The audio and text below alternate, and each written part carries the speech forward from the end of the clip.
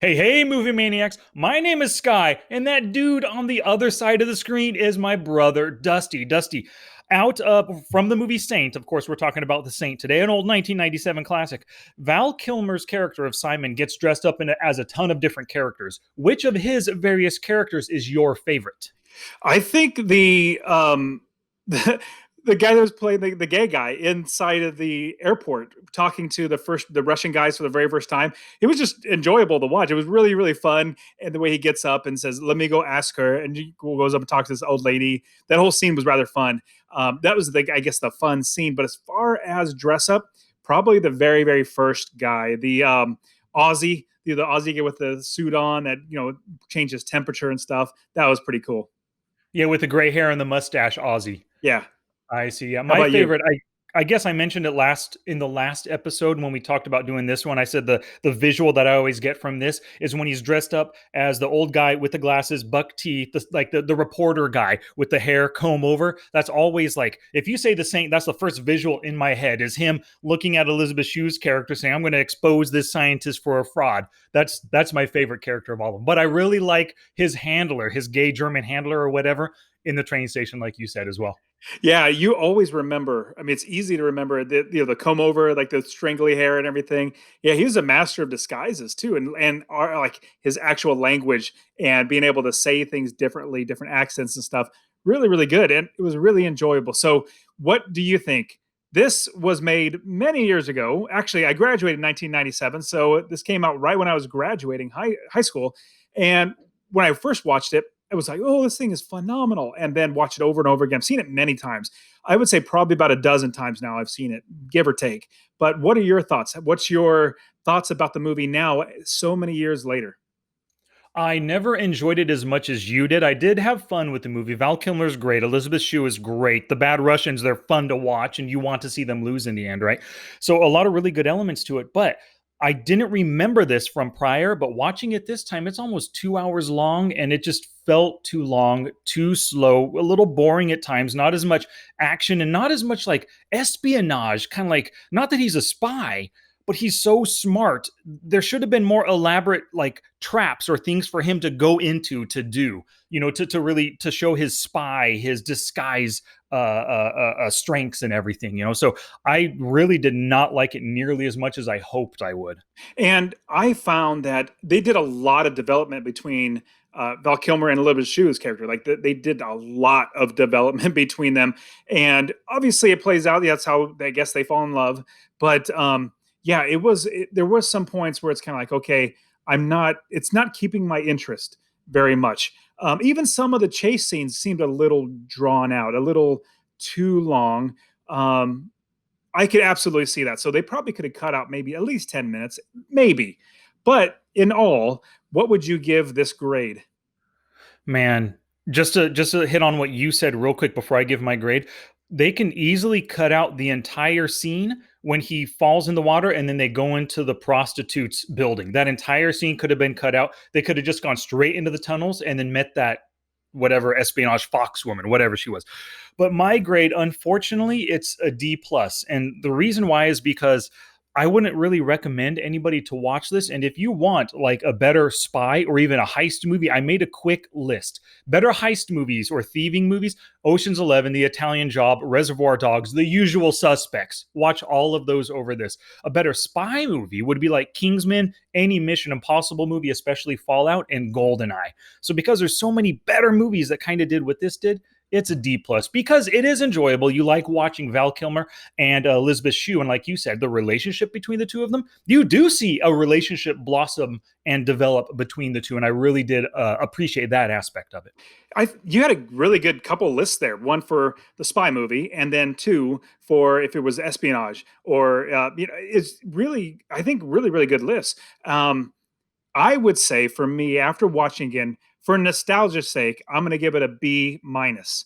And the reason why is because as I watched it again, a lot of those things that we just talked about really hit my head, being a little more drawn out than it possibly could have been. Not as much espionage or not as much like, yeah, he got dressed up and he did some things and jumped off a huge building and all that sort of stuff, which seems rather crazy now after watching it again. All in all, it still is enjoyable, but more for nostalgia's sake for Elizabeth Shue as well as Val Kilmer. I think back in the '90s they were fantastic. Well, Elizabeth Shue back in the '80s with Karate Kid, obviously fantastic. We should do Karate Kid, by the way. My kids love the Karate Kid. We have to watch that one. But I give it a B minus, more for nostalgia's sake. I probably could watch it again, but I highly doubt that I ever will. It might even be like a D plus, like you said, but because we don't give a C in our rating, it's too easy just to give a C. I'm going to give it a B plus, so it just jumps from a D plus to it. Sorry, a B You mean B minus. minus B minus, yeah, or B minus? Gotcha. yeah. Yeah, no, that was really interesting. You just mentioned him falling off of the building or jumping off of the building. Is that can you really jump off that safely onto like cardboard boxes from like 30 stories high? That seemed a little bit high for that to be plausible to me. It seemed extremely high, extremely, extremely high. Now, I have no clue. It just seems like that little target is going to be very hard to hit, number one. But number two, the cardboard boxes, usually they have the big, inflatable air thing that as you hit it, the air goes out, but then it goes out even more. Like it's not like it just stops you. It literally keeps deflating over time because the air just keeps going out because it gives you more cushion. I don't know. It just seems implausible, but I'm not a stunt man. But it seemed really freaking high. It did, but I did appreciate that he had that as a contingency. That was Plan B. If oh gosh darn it, the Russian son, Crichton, Kriplate, what was their name? Ah, I Tretiak. Tretiak. So if That's what, yeah. Tretiak's son didn't stumble on him, he would have just left out the building like usual and not use the truck. But I love the fact that it showed foresight on his part and a lot of planning. Like he knew exactly what he was doing, and he actually was smart enough to. Or planned far enough to have that Australian accent, not Australian accent, Australian disguise underneath that Night Monkey outfit too. Did you see that? It looked like Night Monkey. It sure did. And I went back just before we started recording this and watched the trailer. I usually watch all the trailers after we watch the movie and before we record, just get a refresher of everything in my brain, look for props and all that sort of stuff. And the trailer back in 1997 totally like it had a voice narration voiceover, and that's what they did back in the 80s and 90s, like the voiceover of a narrator talking about things like, if a man doesn't have a name, you can never know who he is, or if a man doesn't have an identity, you can never find him, or something. Like it was rather like 90s-esque, which is pretty fun. But look at the trailer now. The trailers are totally different nowadays, a lot more action packed. But going back now, watching it all over again and seeing all the different disguises that he actually wears and puts on, really, really entertaining. It seemed like everything was wrapped around, obviously, the one character, Val Kilmer's character, Simon, wrapped around him. And it all stems from him as a kid losing his, I guess, girlfriend, her getting knocked over by the dogs when they were in this, Catholic church, I don't know, school or whatever it is for kids. And that from then he was always running. But one thing I really did like, he said to Elizabeth Shue, I always escape. That's just what I do. And so that brings me to my very first lesson is always have an escape plan. And I think people that are probably a little more optimistic like I am, we don't necessarily easily go to an escape plan because it's going to work. I'm optimistic. Like whatever I'm going to do, it's going to work.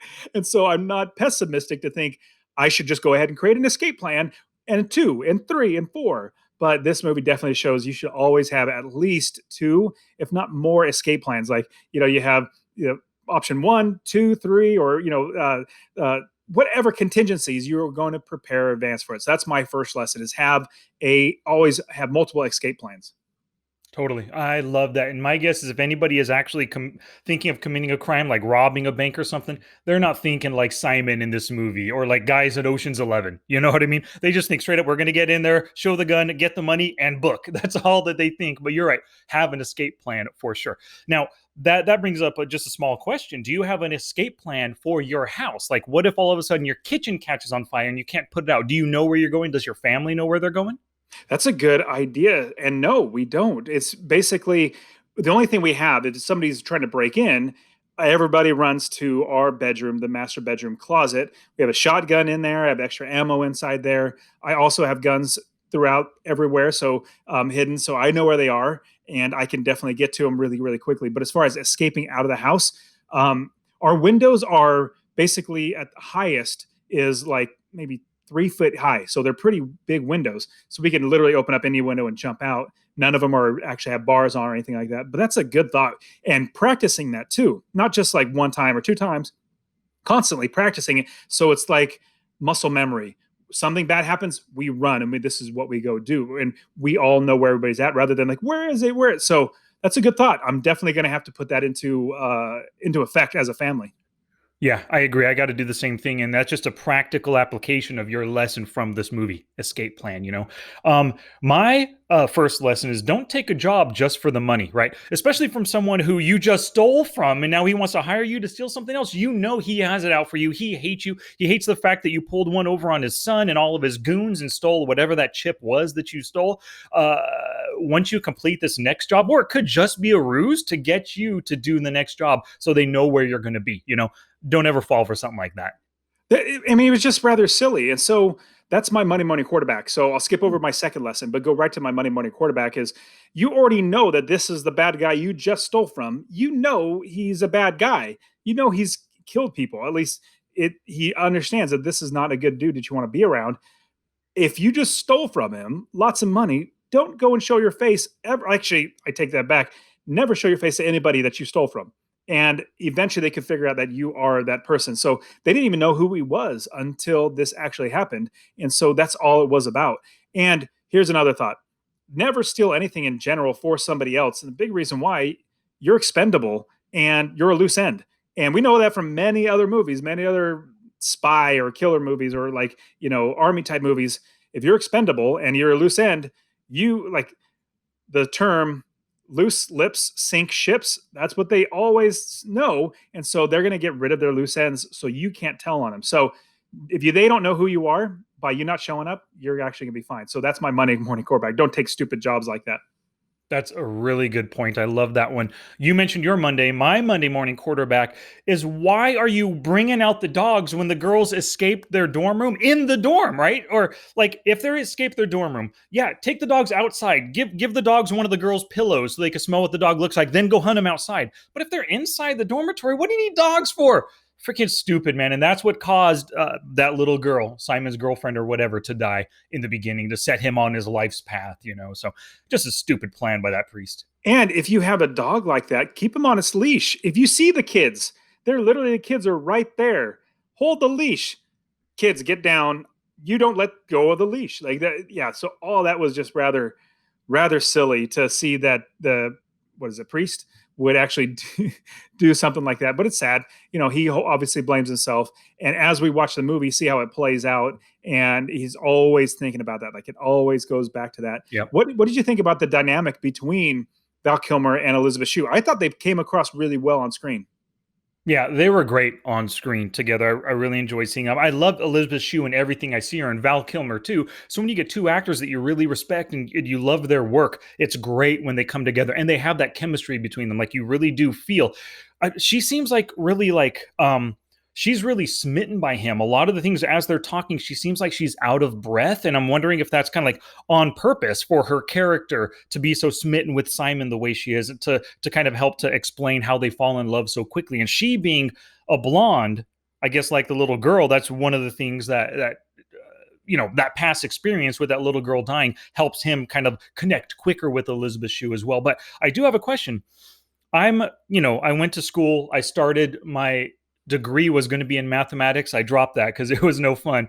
But if you have a formula for this experimental thing you want, how do the pieces not fit together in a formula? How is it like, oh, this last part, what if we put in the beginning and the beginning put in the middle and now it works? I'm kind of confused how her a formula, step A to B, or, how does it not work from the beginning? Whoa, egghead. You talked way over me. Dumb it down a little bit. I have no clue what you just said. Yeah. I'm just kidding. So I literally am not good at math. I am not a numbers person. So Sky and I are brothers. For everybody watching this on YouTube and listening to the podcast, we're brothers. All of the brains went to Sky. All the good licks went over here. So that's literally how it worked out. It's but no, like for numbers wise, Sky is phenomenal with numbers. I remember one thing specifically, just kind of, it was like a punch in the face. So we're going through college. You're over in UC Irvine going to college. I'm at Fresno State going to college, and I'm doing pre-calculus. So pre-calculus, is not actual calculus, it's pre-calculus, but it's still hard work. And I'm going through the math, and it takes me like 4 pages to do an entire problem. And my brain, if I could like scratch, like reach inside my brain and scratch it because it hurt so bad, I would. It was that hard for me. And then I said, you know what? Sky's really good at math. Let me give him a call. I gave him a call. I gave Sky a call, you, and I said, hey, Sky, I have a problem on my math. Can you help me out? He said, sure, no problem. And as I'm talking through the entire 4 pages of one problem, 4 pages, mind you, just one problem, each and every single step, you walked me through everything. I get to the very end. I'm like, oh, dude, okay, there's the answer. Wait. Hold on a second. I remember as you're talking to me, it didn't sound like you were writing anything down. Did you do all this in your head? Like, yeah, it's easy. I'm like, you suck, dude. This stuff is so hard. I can't believe you can do that. So all that to say, it seems rather interesting how what you said, she had 4 or 5 or how many little cards, index cards that are square. Like, how in the world do you like flip them around? And that like everything fits, but we just have to put them in the right order. It just was rather weird. But for me, not being at all smart, it was weird for me. If it's weird to you, somebody who is smart, then that's a different story. Yep, yeah, a few little hiccups in the overall story right there. Like it could have been simply that she left out a part on purpose that she didn't want on the cards in case she lost them, in case somebody stole them. That would have been a better explanation for why when that scientist got the cards, he couldn't complete the equation. That would have made a little bit more sense to me. Not that she's trying to figure it out by Yeah. placing, because you see her when she's sitting in the restaurant, she's like, moving them back and forth. I'm like, it seems like, and I like your idea, is if she already had it all planned out and she had to have it written down, but she put it in sections that only she would know how they actually fit. And maybe there's like 8 cards or 6 cards or something like that, but you have to put them in order. And that's a big chunk of the problem, is because they're in separate. But that's much better than her trying to figure it out with Yeah. switching around cards. Yeah, exactly. And it was kind of weird at the end. He says, you have 2 hours to solve this equation. Well, hasn't she been working on this for like 20 years? What's going on? 2 hours? I don't know. Yeah. A little hiccup for me there. And then to make the fusion reactor actually work, like make it work, figure it out, then give it to this guy, have him fix it so that it works, and then have it actually work. That was a really tight timetable. But hey, I guess that's how you become a saint. You perform miracles, and those were the miracles. That's what it is. Cool. So what is your we kind of skipped over it or didn't get to it. What's your second lesson? My second lesson was you want to learn how to disguise your voice, disguise yourself, just in general. For who knows, you might want to just start talking like you're an Aussie, and just for fun. Just I remember there's a couple people that I've known in my history of being alive that would have a accent, or sorry, not inherent accent, but they disguise their voice just for fun. Like they're normal American, normal, everyday language that Americans would talk, but they would have a fun voice that they would just be able to pull out, like a British voice, and start talking like they're from Britain, and have that little voice that sounds really choppy. You talk like that, or talk like you're from Australia, or start talking like you're from Austria, talk like you're Arnold Schwarzenegger. It'd just Mhm. be fun, and then be able to hold that out for like the entire conversation, and that everybody thinks that you're actually from Austria. I just think that'd be fun. Maybe a Yeah. little deceptive, but fun. Yeah, for sure, fine. I couldn't handle it. I would crack up laughing. I'd mispronounce stuff. I'd forget my character for sure. So I love that lesson. Very good lesson. My second lesson is there are hookers with the heart of gold in this world, right? We learned from Pretty Woman, Julia Roberts. They exist out there. This one that helped them took them into the home, walked her through the entire family, and nobody gave them up until Grandma decided to go for the money. Yep, hookers with a heart of gold. So if you're ever in need, I guess in Fresno, go down to G Street or something. Find one down there. Good luck with that, though. But I think you also said it right. That entire scene of them being chased, and if you remember last time, I said one part that I always remember that goes in my mind is him falling in the water, being in the ice, and having to hold his breath, and it should be freezing. For some reason, I kind of like put myself in that position, like, oh my goodness, that'd be just crazy. Now that whole entire scene, and then going inside that hotel or whatever, the apartment complex, and getting caught and all that sort of stuff, was literally just like, it was almost nothing. Like there's no reason for that other than you can see that the gangster or the bad guy Treyarch kills the dude just for talking about I saw a polar bear or something like that. That whole scene could have literally been cut out. Wasn't as didn't actually benefit anything to the story. Yeah, I don't think so. You see her help him, lay on top of him, get him warm, that kind of thing. So there is a little bit of interaction there, but I think without that, their love story still makes sense. The way they feel for each other, the way they help each other out. I just don't think it was necessary. And she could have done that kind of stuff if they just gone straight into the sewers from falling in the water, and then yeah, exactly, it could have been replaced right there. So what I always thought, even from the very first time watching it, when they go in the sewer initially, they walking around, they're starting to go in the sewers, and all of a sudden, just somebody out of nowhere, hey, you come here. And it was like, what in the world? That's so out of the blue. And as far as like movie storytelling, it was just so abrupt. That was like, are they bad guys? No. Do they know them? No. Are they just randomly finding somebody and say, yes, I am a thief who steals paintings. You are probably somebody who wants to buy. You come here and come look. It's just all that was just so bad for me. What do you think? I agree with you, and it reminds me of something. One of the writers for Avengers Endgame, I watched the movie with the commentary, right, and you hear them talking, and he says at one point, coincidences at the start of a movie are often fine. Like in Endgame, the rat triggering for Scott to come back from the microverse. I can't think of what the name is right now. That's fine as an early thing coincidence, but something later in the movie that helps your characters get away or helps them solve a problem, that's just lazy writing. And I think that's what this was. What I would have liked more was maybe he had set up somebody that he knew ahead of time to be waiting in the sewers in one specific pot as part of the sewers as his secondary escape route. Or maybe that was his original escape route when he wanted to get away at that time, right? So, yeah, it was just too much of a coincidence, and that's lazy writing to me. Yeah, I think that makes a lot of sense. And because it's rather interesting, the beginning of the end game, I never even thought, oh yeah, no, a rat actually. I mean, you kind of, oh yeah, a rat turns it on. That's kind of weird. Where's the battery? The battery's probably dead after 5 years. All that sort of stuff. But you quickly gloss it over because like, oh, well, there's Ant-Man's back, and so that's how he comes back.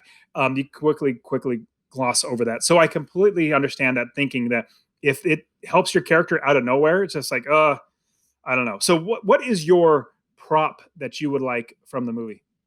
The only one that I could think of was the Night Monkey suit. So that thermal suit in the beginning when he stole the microchip, it reminded me of Spider-Man Far From Home. Seemed to me almost identical to Night Monkey. Yeah, so they copied it from the Saint, huh? Maybe that's what it seems like. I liked the pin at the very, very end. You won't see it very often, but it's the Saint pin that she's wearing. I think she's wearing, but that's the only one that I could think of. There were some other interesting things like the microchip, maybe, but no, the Saint pin is the only thing that I was really thinking would be good. But it's a fun, enjoyable movie. At least I would not say don't watch it. It's enjoyable, especially if you like Val Kilmer and Elizabeth Shue. I give it a B minus. Sky gives it. Was it a D plus? B plus. Yeah, yeah. But I mean, it's definitely skippable if you just have time to kill and you're like, I just want an entertaining movie. This could be good. But back in 1997, I loved it. I thought it was fantastic. Nowadays, it's just like, yeah, it's good. Yeah, storytelling is so much more evolved now, and you have to be beat by beat, bam, bam, bam, go, go, go, and push your characters forward. And there's not too many movies that could just take their time with a lot of stuff like this one tried to do. It sure did. Yep. So anything before we end this puppy, anything else, Dust? No, I'm good to go. Cool. So this movie was my choice. What are we going to learn from next week? So there is a guy who's so funny. Every single time I see him in just about every single movie, makes me laugh. And he's going to be on a new movie, and it's debuting on Netflix. This is Will Ferrell. He's absolutely hilarious. Eurovision Song Contest. I think that's what it's called. Something about the Fire Saga.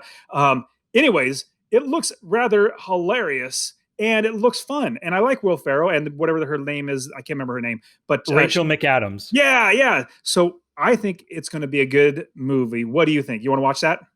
Yes, I do want to watch it. I've been meaning to on Netflix for a while, just haven't really caught it yet. So totally looking forward to Eurovision Song Contest. Good choice. Sweet. Alrighty, everybody for watching on YouTube or who's listening to us, thank you so much for your eyeballs or your ears. We appreciate it.